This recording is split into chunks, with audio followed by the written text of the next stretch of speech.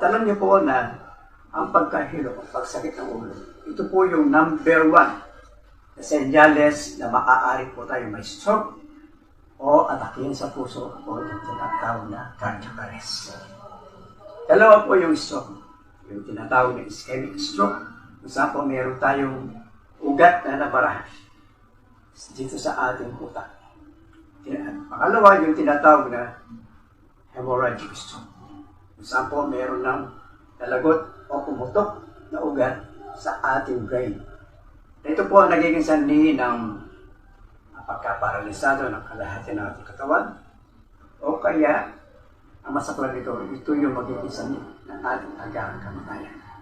Kaya para ito po ay ating maiwasan.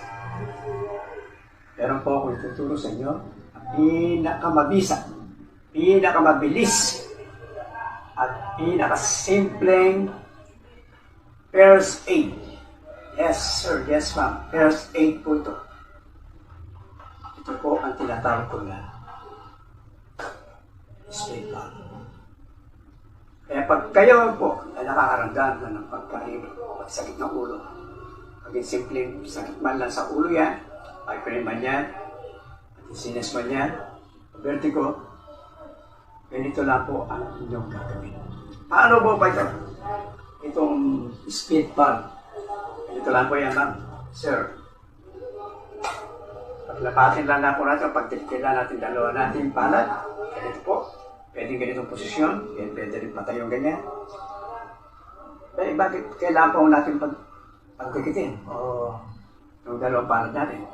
Ito po ay nakakatulong para mabalanse yung electrical charge sa ating katawan na yung tinatawag na protons and electrons. Pagkatapos po nito, iaangat natin sabay sa loob ng 10 segundo. Yes, 10 seconds lang po. Bakit kailangan pa natin iangat? Ang sasakyan po, pagka mahina ang battery o mahina ang battery, ano po ginagawa nila? Tinutulak po nila para manda. Tayo po, pagka nakakaramdam tayo ng pagkahilo, pagsakit po, nahihirapan yung ating dugo na umakyat dito sa ating central nervous system.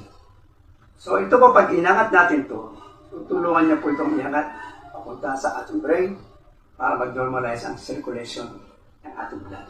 So gawin po natin ito. 10 segundo, pagbilang po tayo. Ito po. 10, 9, 8, 7, 6, 5, 4, 3, 2, 1. Ganyan lang po.